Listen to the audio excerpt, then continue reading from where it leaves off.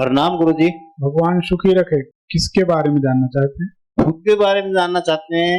जन्म तारीख बताइए अपनी। 2/9/1959 है साहब। समय? समय ध्यान नहीं है साहब। तो पत्रिका यहाँ आग लग गई थी, रायपुर में ही फैक्ट्री थी, उसमें आग लग गई थी। आपके मन में 4 प्रश्न होने चाहिए, ये आपकी आवाज बताती है। जी 4 प्रश्न हैं कि कितने हैं? 4। ठीक है। आपकी आवाज बताती है कि पिछले 1.5-2 साल से आप किसी यात्रा से लौटते हैं तो बहुत थकान का अनुभव करते हैं। सही है कि गलत? जी साहब। पहले तो नहीं होता था, लेकिन पिछले 1 साल से आपको पैरों में दर्द शुरू हुआ है। पैरों में, थाई में, जांघ में, निचले हिस्से में दर्द होता है। जी ये आपकी आवाज बता रही है। बिल्कुल राइट है सर। बिल्कुल राइट। आपकी आवाज के अनुसार मकान का दरवाजा अंदर घुस के यहाँ एक दरवाजे से मंदिर का झंडा दिखाई देता है। ये बीमारी का कारण है। तो कौन सा झंडा दिखाई देता है? घर में आप अंदर घुसिए, अंदर घुसेंगे ऐसा दरवाजे के पास उल्टे हाथ तरफ, यहाँ से कुछ दिखाई देता है क्या? हाँ है ना, शंकर जी का मंदिर है। झंडा दिखाई देता झंडा है। क्या बात है।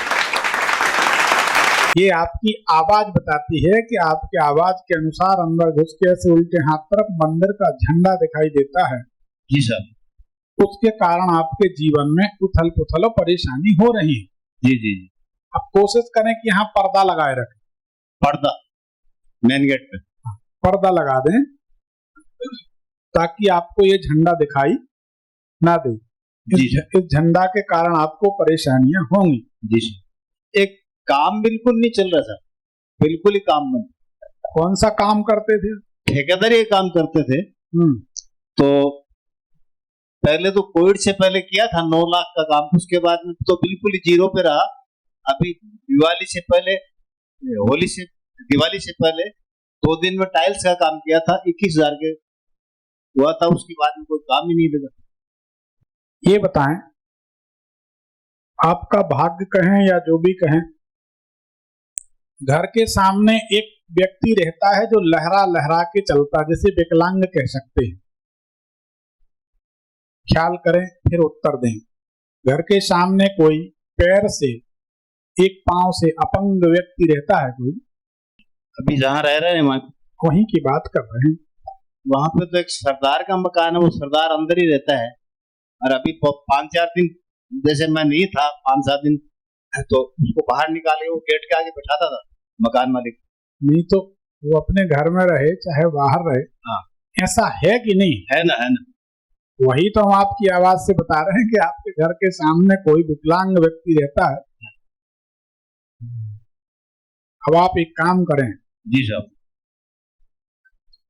11 शनिवार तक जी पत्थर का कोयला 1 किलो कोयला लेकर और किसी भंडारे में दान में दे दिया करें जहां भट्टी जलती हो। अगर कोई भंडारा नहीं मिलता तो जैसे कोई की दुकान है वहां भट्टी जलती है, उसमें 1-1 किलो कोयला दान कर दें। गरीब जैसे होटल वाले वो कर सकते हैं। अभी गरीब अमीर से क्या करना? अच्छा ठीक है। भट्टी वाले वो भट्टी वाला लेगा, अंबानी तो मना कर देगा। नहीं अपन को तो ऐसा देना कि कोई ले। कितना? 11 शनिवार 11 शनिवार 1-1 किलो पत्थर वाला तो कोरबाम निकलता है इसी हिसाब। कोरबा के आगे दिक्का में भी निकलता है। हाँ। तो अपन को तो कहीं निकले। मनोरंजन भी होना चाहिए, लोग थोड़ा खुश हो लेते हैं। ठीक है ना। कहीं भी निकले पत्थर का कोयला चाहिए। जी। और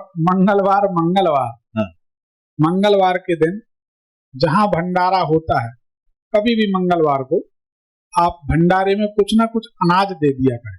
चाहे माता का भंडारा हो, चाहे बजरंगबली का हो, चाहे शंकर जी का हो, वहां अन्नदान दे दें। हमने इसमें ये कोड नहीं किया कि किसका भंडारा, भगवान का भंडारा हो, कहीं वहां कुछ अन्नदान दे दें। इससे आपकी समस्या का समाधान हो जाएगा। अन्नदान जैसे एक तो कैरी पका हुआ, एक कच्चा, जैसे किस हिसाब से? कच्चा अनाज दे दिया, वो बना के बांट देंगे भंडारे में। अपन ने, आप देखिए 1 कुंटल का भंडारा हो रहा, ठीक। उसमें आपने 1 किलो दिया, तो मिक्स होके 1 कुंटल में चला जाएगा। जी जी आप 1 किलो बना के देंगे तो 2 लोगों को जाएगा, जी जी और वो 1 कुंटल रहेगा तो पता चला कि 200 लोगों में जाएगा। जी। तो वो फायदे की चीज है ना। एक बेटा है, छोटा बेटा, वो आउट ऑफ कंट्रोल हो रहा है।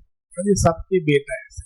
चरम रोग है, दुनिया भर का नशा पता करता है, यहाँ 10,000 बार लेके आके दवाई दिलवानी, 4-5 दिन रहता है, उसके बाद फिर पुनः भग जाता है। मतलब नशे की आदत। हाँ। देखिए हमको एक चीज समझ में आती है, आपके घर में शिव जी की या देवी जी की पूजन बिगड़ी है जी। कुछ ऐसा है क्या? बहुत ज्यादा पूजन होती थी कि आपके घर में, या होती है शिव जी की या देवी जी की? शंकर जी की करते थे पिताजी, शंकर भगवान का इष्ट था, और वो तो 98 में एक्सपायर हो गए। उनकी बात नहीं कर रहे, वो तो निकल गए। जीवात्मा ने शरीर छोड़ा, नाता खत्म जी। अब वो तो उसके बाद अपन अपनी बात करें। अपने परिवार में कोई ऐसी पूजन करता, आप करते, आपकी पत्नी करती, क्या हो रहा?